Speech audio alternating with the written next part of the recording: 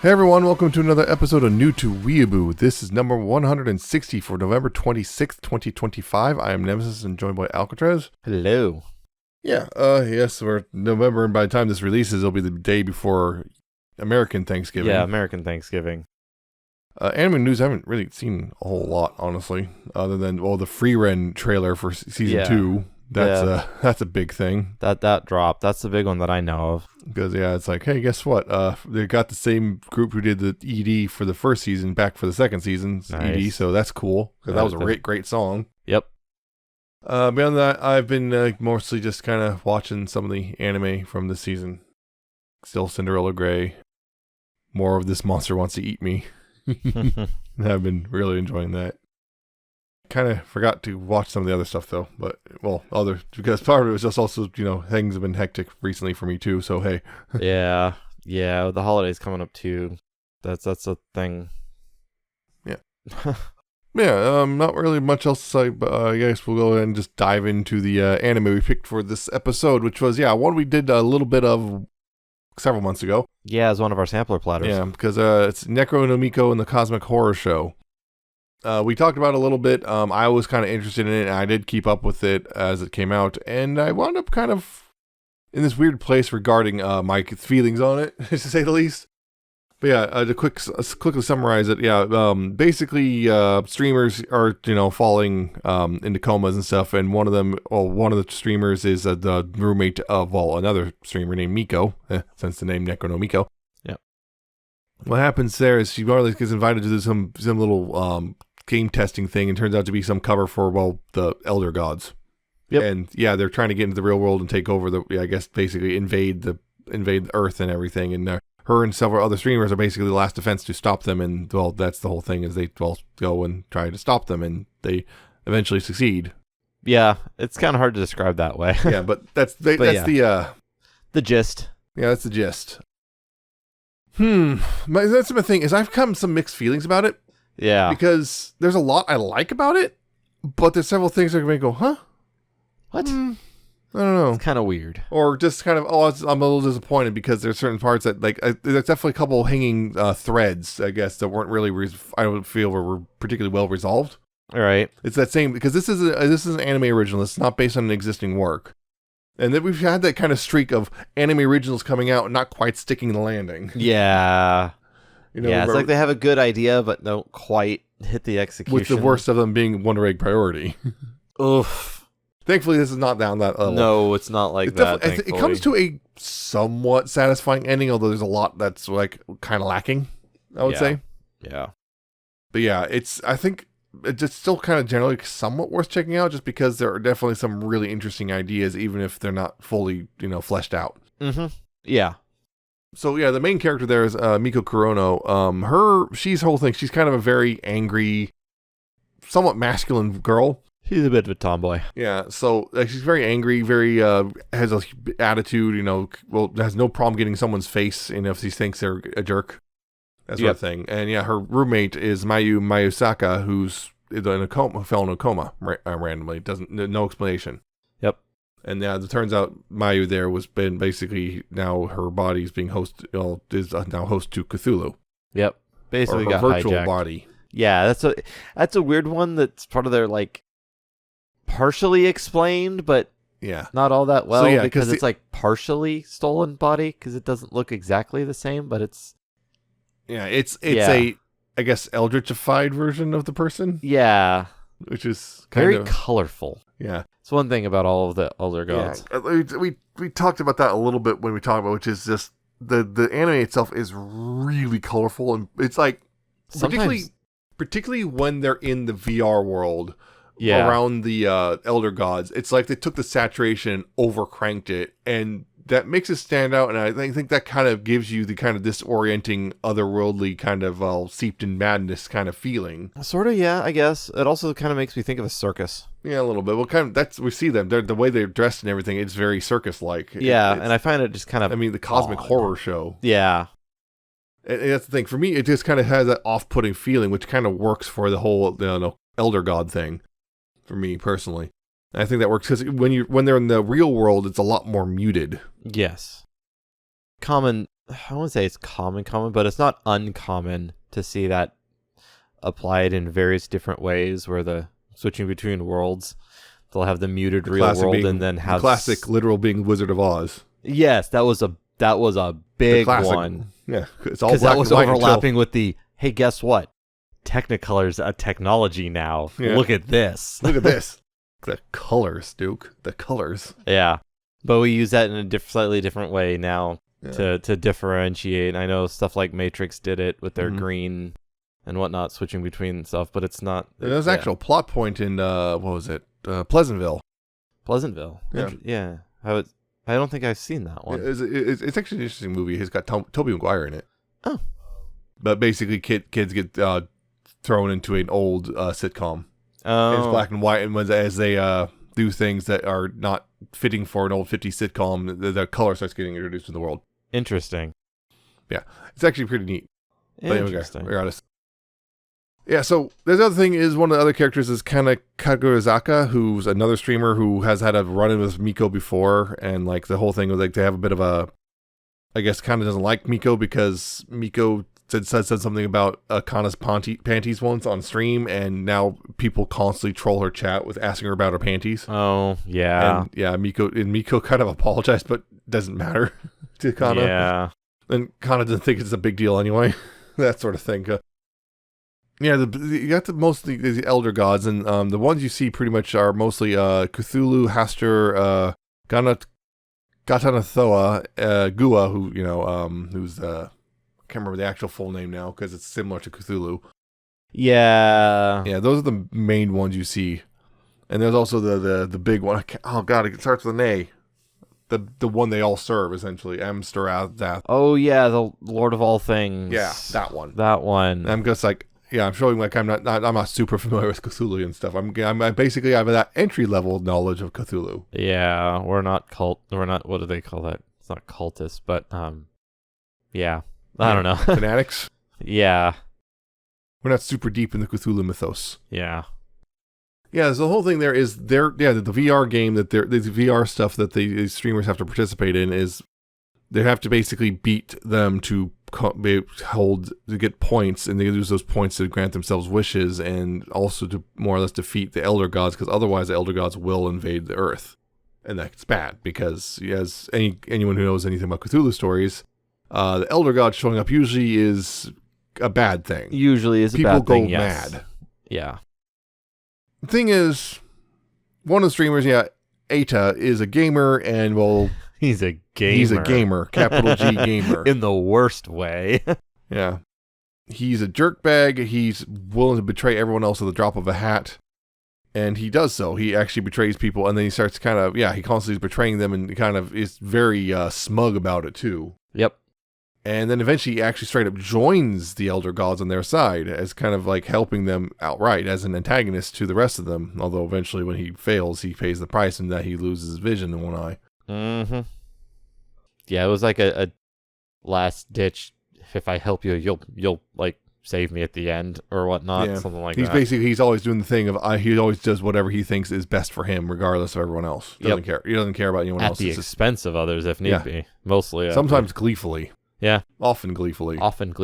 Including like one point he straight up admits that he just straight up murdered a classmate of his because his classmate used to make fun of him. Yep. Former classmate, I should say. Former classmate, yeah. Because what he did was, because he got enough points, he wanted to kill a classmate with his points, but he didn't have enough points to outright kill him, so he got him to a severe car accident, so he's in the hospital, basically hooked up to a whole bunch of machines, and then he went to the hospital, got all mad at him, and then pulled the plug. Yep. And he admits that, because that's the whole thing. That's one of the things I kind of like about this one, is they kind of, throughout the games, they get deep into the characters' heads a little bit. Some of them not as much. We kind of only get like vague. Like there was like the college professor guy who he let a assistant die on a trek out in the woods. Yeah, and then he felt super guilty about it. Or like the actress who just basically kind of her career is failing and stuff like that. But the main ones, Miko, Kana, and Kana in particular, we get really into their heads a bit, particularly Kana. Kana actually gets a lot more. Those last few ones. Kana gets a lot. Miko's. Yeah, that's the weird thing is Miko gets some, but not as much. She's kind of a lot of it's relegated to how she feels about Mayu. Yeah, specifically, But Kana gets a whole lot of stuff, including she has to, like, they do these things where they kind of more or less, the whole thing about sanity. That's kind of a thing with the Elder Gods. They kind of are driving them mad. Mm-hmm. And Kana is basically being forced to publicly admit that, her stepfather abuses her. Yep. Abused her, which is why she lives alone now. Yep. Even though she's still in high school. And the thing was, they also then, surprised, by the way, we're now live streaming this. And that she's admitted this. Not only did she admit that to the whole world, that her stepfather, who's runs a hospital, a major hospital, big name. Yeah. And then there's Eita, who admitted that he just murdered someone also on live stream. Yep. Which is why he ran to the Elder Gods for safety. Because what else is he going to do at this point? He has to now go all in. Yeah. And Kana's story in particular is pretty rough. It's raw. It is. It got really dark. That's one interesting thing, I think, near the end when they really started diving into him. It felt like these people were not picked at random. Yeah. These people were picked with inner demons. Yeah. And we're going to draw them out. That's one of the things. The Elder Gods, they know things. Yeah. Not everything. Not everything, but they know things they shouldn't. Yeah. But and the whole thing was them drawing out their inner demons and having to fight them. And I think the last game, I think that was the point, was if you can fight your own inner demon and come out on top and survive the fight, you win. Yeah. A lot of them kind of went both ways. They won at the cost of themselves. I mean, there's a teacher, right? There was a whole thing where he supposedly he waited for he had a student who the second she was an adult and graduated, he went basically pursued her, which is like, yeah, and of course, Miko rightfully calls him a pedophile. Yep. But it was like, yes, but I know how to control myself. It's like, that doesn't really save you, Then there's the whole buddy. thing, again, the whole driving the mad thing, it's revealed. It's like, oh, look, here's your family. Here's your wife and daughter right here. And, he's playing his final game. And then TikTok Man, that's a very interesting name for it. Yeah, very interesting name there. Although it's not his real name. He was actually about to drop it at the final episode, but he just got interrupted. But he's also based on one of the mythos. Haster's the one going to the game against Sano there, the teacher, and he's got the family, and then that's like, by the way, he doesn't actually have a family. Yep, it's those are basically tulpas. Yeah, and he was just actually happy because Haster made it so that he could actually meet his family for real. Yep, and it was just and it's like, how do you drive someone insane who's already there? Yep. You don't. That's the thing. You don't. Can you kill what is already dead? Yeah. Egads, I wonder. But yeah, there's a series of games, like they had the thing with they had the escape room, and that's where like the professor and the actress tried to do, because there's a little secret little things like, oh, if you do this, you'll get extra points. And they both try to do it, but then it says escape room. Haha, it's a trick. Everything's reversed because it's the reverse hotel. Yep, it's the reverse hotel. Yeah, so it's a trick. So they got tricked into basically, taking themselves out of the game. Whoops. Yep. And that's how we lost the archaeologist dude and the actress, yeah. The actress and them. Although one thing I like about that was, they have to tell everyone you have to skip through them. So what does Miko do? She starts trying to kick the wall open. She starts kicking the wall to get out that way. It's like, well, you told me to escape. You didn't tell me there are rules. You just told me to get out. Okay, I'm going to get out. I'm going to escape. You have to escape the room. I'll just break the wall down. These bars can't hold me. Yeah. But the thing, that's one of the more disappointing things. Miko it feels like for a large chunk of it, Miko, for a main character, she sure doesn't do a lot. Yeah. Which is a little frustrating. I mean, they did the thing with, again, her whole focus is, I want to get Mayu back. That was her big motivation the whole time, was Mayu. And that's tied up in, yes, they confirmed it about halfway through. Because they had this weird thing where the Elder Gods decided to go basically kind of visit Earth and the human bodies and everything. And several of them hung out with different, Cthulhu wound up hanging out with Miko and Kana, and Guo wound up hanging out with the programmer Kay. Who's joined the games because she kind of felt guilty for helping cause this to happen. Yeah. Yeah, that was a whole thing. Yeah, but Cthulhu, more or less, confirms to Miko that Miko has romantic feelings for Mayu. And vice versa. And seemingly vice versa. Cthulhu says, because she says, she doesn't know if it's just the body, her host body, but she seems to have, because it's implied that Cthulhu might have developed romantic feelings for Miko, which is, I don't know. It's like you're just like basically told an elder god has a crush on you. I don't know how you'd react to that. See, that's why you go mad. Yeah, it's like, that's what drives your insanity. Not anything else. By the way, this is not the first time I've seen Yuri involved in Cthulhu. Yeah. Like, I can handle a giant creature with tentacles and whatnot. It's crazy, but it makes sense. It fits reality. And having a crush on me? No, that not happening. I draw the line. Yeah, that's the thing. And I think it was episode 6. Cthulhu straight up kisses Miko. Yep. Again, this is confirming what people suspected, which is Yuri. There's Yuri going, because Miko has romantic feelings for Mayu. Implied Mayu has reciprocates, although we can't never confirm it. That's another disappointment. Is at the end, they never really go anywhere with it. It's like ends before anything happens. Vaguely implied, maybe, because then they're back to being roommates. Oh my god, they were roommates. Yeah, because they talk about living the rest of their lives together. So it's like, I guess it's something. It's heavily implied, but then the show ends and you don't get to see anything. No actual confessions happen. Yeah. But that's the thing. But then a huge chunk of it was just devoted to Kana and her, the whole thing with the abuse of her dad. And then Kana wanted living with Miko for a while because the press started hounding her, so she had to escape somewhere. So she winds up living with Kana or Miko for a while. And then that's the other thing, is it starts to imply that Kana's developing a crush on Miko. Yeah. And then that was the thing. Nothing really comes of that. No. I think Kana knows. For a kind of frustrating reason I'll get into in a little bit. But guys, the other thing was Kana winds up going up against Gatanothoa. Yeah. Gatanothoa there. And these names are supposed to be unpronounceable. Yeah. His whole thing, he because of his host body, he kind of develops an actual interest in human psychology and whatnot. Yeah. And it kind of develops somewhat of an empathy. Somewhat. As much as an elder god can, I guess. He makes a game just for Kana, as basically he declared Kana his Oshi. Yeah. And he makes a game which is basically kind of a raising daughter simulator thing, which is actually a type of game type, believe it or not. Forces her to play it, and it basically shows all these alternate ways her life could have gone. And basically she has to see every single route, including the one where, the kind of the final lesson of, just don't save the game, because you can't save your game in real life. Yeah. Whatever choice you make is the choice you make. And it forced her. Then that last one really forced. She sees all these weird alternate routes for her, which is, there's a couple little weird Easter eggs in those in general.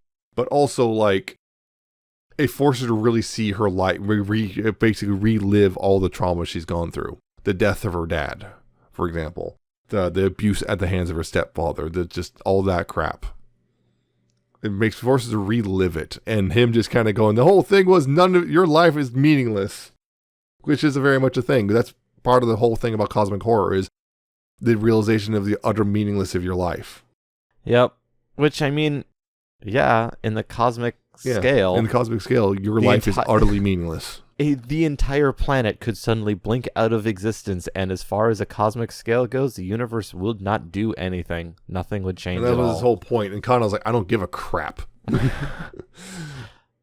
Yep. Yeah, because he was offering basically to more or less let her just switch to a different life, which is interesting because some of those you see that there's one that weirdly enough weird one, which is is she just Iron Man? She's Iron Man in that, or Iron Woman? Yeah, or one that was pretty clearly that's her and Kana or her and Miko together. So that's the thing. She gets so much of the bulk of a lot of the emotional beats, particularly in the end, and it's so weird because she winds up being kind of the real main character. The chief elder god kind of takes an interest in her. There's also implications she might have some sort of power. There's vague. That was an untied. That they didn't tie that one off at all. It's implied Miko and Kana both have some sort of power of some sort. Yeah, and they don't really get into it, but something about witchcraft or yeah. It's really interesting. It's an interesting plot thread that goes nowhere. It goes nowhere. It just never comes up again. I know one thing I think I saw, you see this a lot, which is, they don't do Cthulhu right. That's not how it's supposed to go. Really hardcore fans of Cthulhu. Which, here's the thing, guys. With Cthulhu and stuff, because I think a lot of people, because in the end, they win, which there's the people complain, the whole point. You're not supposed to be able to win against the elder gods or whatever. You're not supposed to. Humans can't win because like an ant beating a pure person. You can't do that. And like an ant bit my eyelid once. I think it kind of won. Regardless, it's like, well, here's the thing. Cthulhu is public domain. And any work based off public domain can just do whatever the hell they want with the thing. I mean, but no, that's not right. Yeah, this is not the first time I've seen elder gods involved in romance of everything. This is not the first time you see an elder god being defeated by some method. And even then, the way the story works, because eventually it turns out Gua had her own little thing going on, and she kind of basically backstabbed. And as Cthulhu once pointed out, they were not really teamed up together. They just happened to be working in this towards a somewhat common goal. Yeah, they had an overlapping But they're goal. not a team. No. And they made it clear they're absolutely willing to backstab each other if you know. And that's part of it. It's like often in these the elder god stories, it's the reason humans are even involved at all. It's not because the elder gods care about the humans, it's because the elder gods are kind of fighting each other and you just kind of get caught up in it. Or you become a pawn in a game between themselves. Yeah. That sort of thing. And that's exactly what happens. And arguably the only reason that, Miko and company are able to win is because another elder god kind of interfered. Yeah. Like both Miko and Kana were sort of saved during the games by the Lord of all things. Yes. Exactly. And then Cthulhu stepped in the final battle against Hastur. Well, was it Hastur? No, it wasn't Hastur. TikTok Man. It was TikTok Man? Yeah. Yeah. Because that's the whole thing there as well. Miko actually wins, and that's it. It's like, okay, we won. I guess we'll leave now. Because the other thing is like, that's the other thing about it is like, if you notice, there's this whole game where it's like they have to win these games to be able to invade Earth, and it's like, are they actually that limited? I don't think so. I don't think so. This is literally for them. It's just they're amusing themselves because they come back every 10,000 years. For them, that's a blink of an eye. So like, yeah, that's a nothing amount of time for them. So like, yeah, they'll amuse themselves. Why not? Just let's make the humans dance for us for a little bit. Dance, monkey, dance. And it's like, if we don't win the game this time, oh well, we'll come back in 10,000 years and try again. Yeah, for a timeless being. Yeah, whatever. What's 10,000 years? What's 10,000 years? Yeah. But yeah, Miko wins in the end, and like TikTok man's okay, I guess you can get your wish, you can get Mayu back and everything. It's like she's like, no, I've come this far, and I realize I can't just get Mayu. I have to get we have to fix everything. It's like you don't have enough points for that, and then she kind of makes a bigger bet, like basically double or nothing. Yeah, it basically bets everybody's lives, and everyone's like, whoa, because at the point everyone was cheering him on. Yeah, like, whoa, no, whoa, I didn't agree with this. I did not agree. And he's like, all right. Because she's like, you're the only one we haven't fought. He's, all right. So then he invades the real world as this giant tentacle monster thing, a kaiju essentially. Yep. And then that's when Cthulhu shows up because, you got to make it fair. The Lord of all things says it has to be fair. And for it to be fair, Miko by herself isn't going to defeat a kaiju. So here's Cthulhu, kaiju-sized Cthulhu. Which, giant woman. In Japan, Cthulhu essentially is a kaiju. Yeah. Basically, it comes out of the water. Yep. Comes out of the water and starts attacking things. So here's Cthulhu, and Miko's controlling Cthulhu via a arcade stick. Yep. That was a weird scene. It's very strange, but it's also got a lot of old video game references. I kind of like it for that, even as strange as it is. And again, because the whole thing is about a VR game, it just kind of makes sense. Yeah, and all the different ones are referencing like popular video game stuff, the very first and sort of last game was basically just Fall Guys. Yep. Then we also had, look, there's the tower defense games, and here's our, like you mentioned earlier, there's the escape room type games, and then, they showed off the visual novels and the daughter raising sim and stuff. They had card games too, though. Yep, card games as well, but not on motorcycles. Yeah, and then whatever Kay and Gua were doing, which is sort of weird drinking game. It was a drinking game type thing, so it's not a video game one, but yeah, that was the other thing. It's kind of vaguely seemed to imply Gua has a thing for Kay, but I'm not sure. Yeah, I think so. Yeah.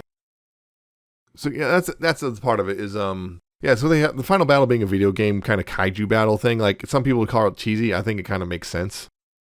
It makes sense for considering the whole theme of the whole thing with the video game stuff going throughout it, and just, Cthulhu essentially is kaiju. A very powerful kaiju, mind you, but yes. Beyond that, there was the other thing was a couple things I found disappointing about the ending was after Miko wins, because that's the thing, Kana's dead at this point, probably. There's an asterisk. They're dead asterisk. All of them are dead asterisk. Okay, wasn't dead. They didn't die. They just went insane. No, okay, yeah, okay, didn't. Regardless, because Kana's like, are you dead? I don't know, actually. I don't actually because she's just kind of there in spirit and helping Miko, because Miko kind of somehow button mashing caused her to break her fingers or something. I don't know. I was like, get that weak crap out of here, Miko. Stop drinking the milk. The thing about it is once she won, basically it made it so as if they never showed up in the first place. So all the streamers woke up from the comas. Nobody remembers any of this.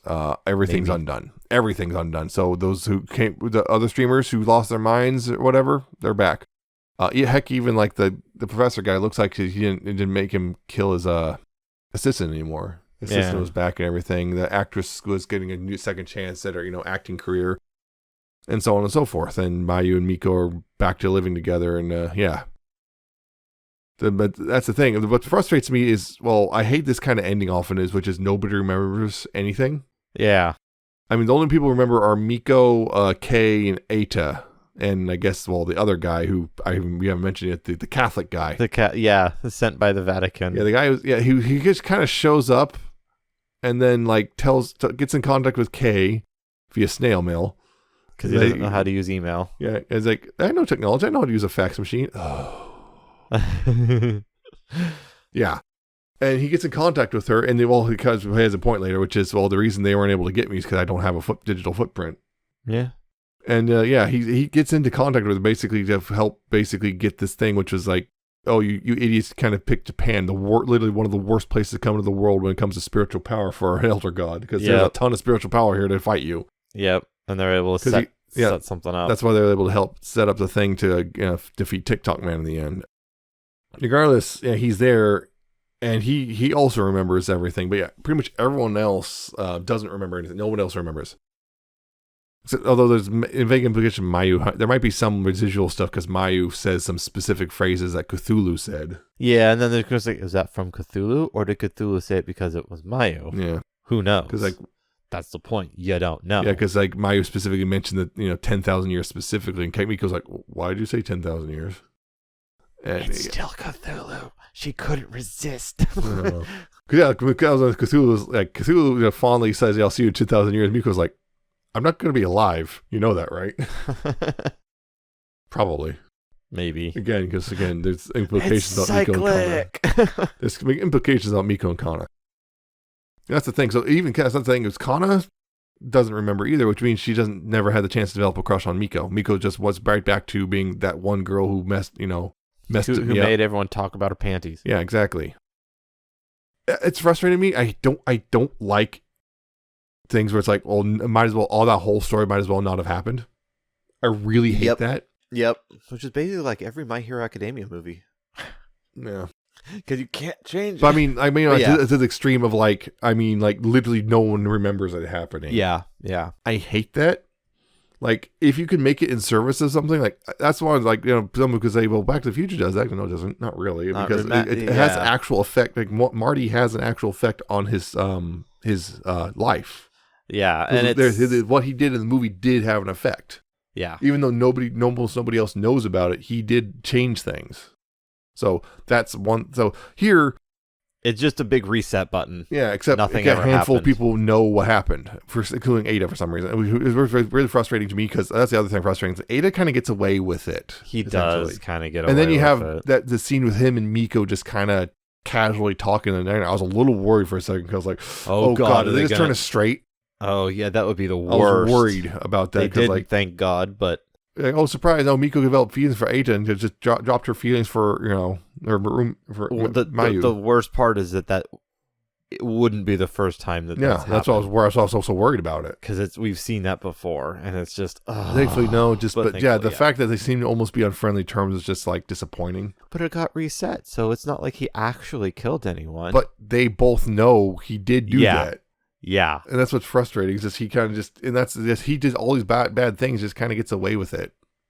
No real punishment or anything, and that's a little frustrating.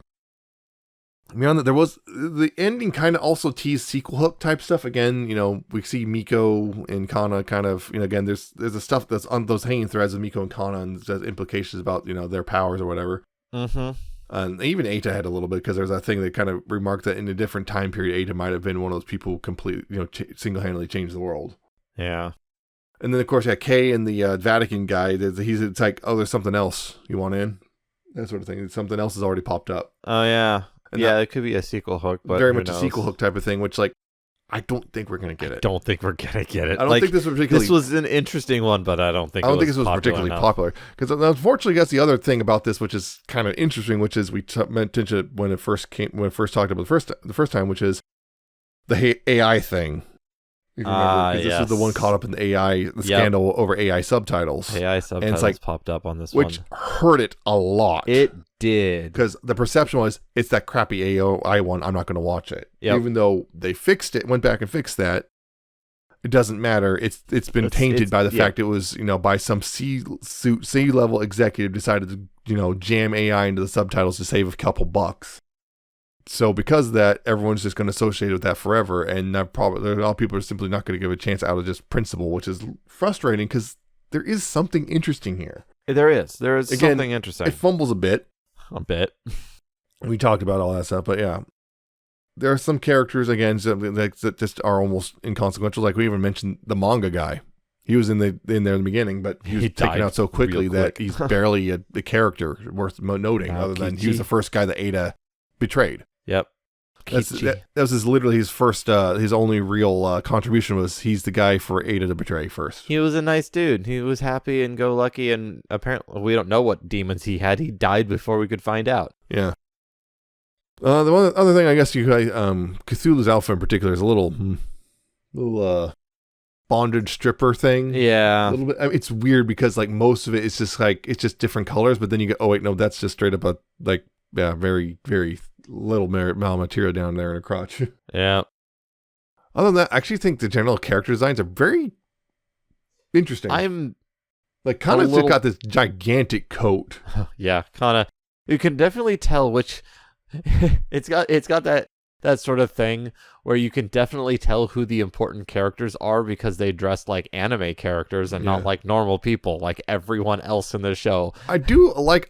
I think I generally like the general aesthetic of it as a whole. There's just some parts I definitely nitpick here and there, but sometimes I felt like it was a little over the top for my liking, but not the worst. The other thing I actually genuinely like, I like the OP and ED songs as well. A lot. I like them a lot. Not bad. Particularly the ED song. Yeah. Although that's one thing, they put a lot of English text in the ED, which is like, I can't read that because of the font you used. That is just a way stylized. It's way over stylized font to the point that it's useless for readability, which doesn't really matter in Japanese. Although it's like when it says stuff like the next episode, something. I have to pause it and sit there for yeah. What does that say? It's just there's several plot points which don't really pan out because they just don't do anything with them, and then there's also the thing of just simply because it's a bit of a flat ending, unfortunately. Which, and for me again, particularly the just simply we're gonna bring up the Yuri thing and just not really do anything with it. Yeah. We're just gonna bring up the idea that Miko and Mayu have romantic feelings for each other, but not really do anything. And then of course the thing again, Kana implying that Kana has romantic feelings for Miko, but not do anything with that either. And that was the other thing. It was a weird thing when they did the whole thing. Where it was down to Miko, Kana, Kei, and Seishiro. What was the last four of them? They got kind of into detail with three of them: Miko, Seishiro, and Kana. But Kei, they really glossed over. And of course, that was obviously why later, because it turns out her and Gua made a deal to kind of rig the game. Oh yeah, right. They kind of made a deal to kind of for the humans to win, because I guess Gua just went, this will be funny. So what I was saying, Elder Scott goes, that'd be funny to lose, wouldn't it? Let's do it. To watch them squirm. Sometimes it is. Sometimes that's the play. Yeah, I don't want to win. Your teammates. I just don't want to see you win. Yeah, exactly. So it's a weird thing. So it's like for her, we barely get to see it. It's really glossed over, and you don't. It's all of a sudden because all of a sudden just both of them on the floor with everything's on fire, and it's like what happened? And the reason we don't get to see it because that way they could preserve the thing of surprise. Kay was able to help. Kay and Gua more or less broke it. Yep. I guess they decided to go ahead and they broke the game. They rigged the game in humans' favor, and and then Kay gave it's an actual video game I helped write this. There's a bug, you can glitch it. I also wrote a back door. There's a back door, you can use this. Yeah, so that's the thing is it's some disappointing bits, and some that part right there with the whole thing with why has Kay's been glossed over. Somehow I just did not pick up. Like I thought, I guess we're just gonna. I thought it was just we're running out of time because I saw how many episodes left. Oh, it's a time thing. Oh wait, no, it's because if they showed too much, they'd reveal the fact that it was they were rigging things. Yeah. So yeah, it's a weird mixed bag overall. It is. That's why I was saying it'd be an interesting one because it is. Yeah, it's interesting. Interesting doesn't always mean good, but it does. There is points to it. There was like this is cool. I'd like to see more stuff like this. I just wish to see it better executed in maybe some slightly different ways here and there. But you wanna shine light on the points that need shining light on. Like, hey, check this piece out. This was neat. Can we do this? Other places too. Yeah, because that's the other thing is, it was actually funny because a couple weeks ago I saw that was straight up merch for this. I was like, oh, they're still releasing merch for this. Oh, wow. I thought for sure, like, it's been, it hasn't been airing, stopped airing a couple of months ago. So, oh wait, no, it's still go. They're still. That must be either they have enough that they're trying to sell, or it's selling well enough to keep it going. One of the two. Yeah, something like that.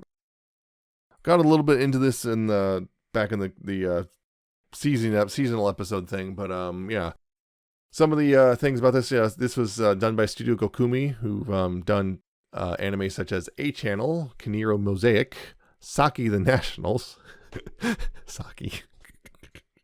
It's about mahjong and other things. I know someone who would like mahjong, but yes, other things. Yes, Yuki Yuna is a hero.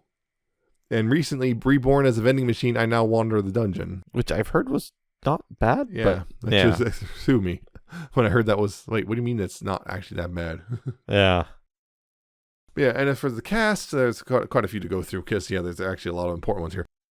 Miko is played by Riho Sugiyama, who played Fukusetu Kaicho in Love Live Nijigaseki. That's just one I just knew notable. It's not really the main character, but notable for us. Yeah, Rosalie and I Spent 300 Years Killing Slimes. Yeah, main character there, and Sora Hayasaka in The Idolmaster Million Live. Kana, really there, interesting enough, is played by Nana Hazumi, who really has only had one other role and is a very minor one. Doesn't even have a picture on the list. So yeah, this is her first main really role. Big main role. Well, first only second role period. Yeah, at least listed here. Yeah. Mayu's played, and Cthulhu is played by Monica Iwami, who played we've talked about it before. Hotaru Hoshikawa, New Game. Rice Shower and Uma Musume. Toru Honda and Fruits Basket, the 2019 remake. Ui Tamaki and Magia Record. And Akane Kurokawa in Oshinoko. Because she was popped up last time. Yep. Okay. Eita, the gamer, is played by Reiji Kawashima, who played Finn Ames in Mashal. Blade in Classroom for Heroes, and Tayu Asano in Mission Yozakura Family, which we talked about a little bit because it was another one of those. Remember the one with he gets a crush on the girl and there's the siblings and stuff. And big old family like assassins and stuff. Yeah, I remember that one. Yeah, he's the main dude. A TikTok Man is played by Hiroki Yasumoto, who played Yasutaro Sato in Bleach. Doitsu in Hitalia World Series. Hitalia. Yep. Daigoro Banjo in MHA. I think that's not Cementos. It's one of the heroes. He's the guy one of the ones, if you remember, he quit because of everything at the end. With I think so. Yeah. He had some sort of weird glove thing. Yeah. And gray hair and goggles. But yeah. And he also played Bill Watkins in Spy Family. If you remember, the really large 6-year-old in Spy Family playing dodgeball. That one. Yep. Kei Kei is played by Sayumi Watabe, who played Akira Tachibana in After the Rain, and multiple roles in Beastars, like a lot of roles in Beastars. And Marimo Jinguji in Love Love Alternative. Hastur, someone else we just talked about a little bit, as played by Kazuyuki Okutsu, who played Reijo Ando in Prison School, T2392 in Flip Flappers, Frank in Little Witch Academia, Fat Gum in My Hero Academia, and Roval Van Kreft and Dad is a Hero, Mom is a Spirit in I'm a Reincarnator. Ah. Kata no Thoa is played by Katsuyuki Konishi, who's played a ton of roles in Pokemon. Like, tons of the Pokemon voices are him. Like, it's like I just kept seeing just more and more. Pokemon. They're not the same Pokemon over and over again. It's multiple. It's like, yeah, all the different ones. Half the Pokédex is him. I see at least a dozen is kind of scrolling through. Amadamaru in Shaman King. Convoy in Transformers Super Link. Who the heck is that? I've never heard of him before. Optimus Prime. Who's that? I've never heard of him before. Not like we have a Transformers fan in this podcast. Yeah, Super Link is also known as Transformers Energon. Yeah. Here in the US. And Kamina in Gurren Lagann. Who the heck? And Engine in Gachia Kuda. Recent one. And Gua, final one we're looking at, is played by Ayasa Ito, who played Arisa Ichigawa in Bang Dream, one of the main characters there. Karoko Hanayagi in Review Starlight, the blue-haired one. The lazy one, if you remember. Yeah. Vivios in Uma Musume. And Irufuda in Plus Sized Elf. Interesting. Another person who likes to eat a lot. Some notable roles there. Yep. There's a lot of notable characters. Yeah. There's an interesting, kind of the standout being Kana is because of, wow, you really haven't done a lot. Yeah. Well, it's good to give people a new shot. Yeah. Gotta start somewhere, right? Yeah, that's pretty much the one we're going to look at, because I know there's more characters, but yeah, I didn't want to take forever. Don't want to go for too long on there. Yeah, it's overall, again, it's a weird mixed bag, which has a lot of interesting ideas, but just doesn't quite execute all of them particularly well. I think that's the thing about it. It's just like, there's some great ideas here. There's some of them done well, some of them not so well. There's some frustration for certain things, particularly about the ending. But is it worth watching? If you have a tolerance for like stuff that doesn't quite, nail it, great. Yeah, sure, give it a shot. But if you kind of have a low threshold for that, you might want to go ahead and skip it. Yeah. It's kind of funny, though. I like they have the sanity discs. Oh, yeah, that sanity They're thing. Floppy discs. Yeah, They're really big floppy floppy discs, which was, was that their whole thing that would get into the VR thing. They actually had a whole, like, weird, like, almost Sentai they had that whole move that they do. All these cool moves to click, stick the disc in.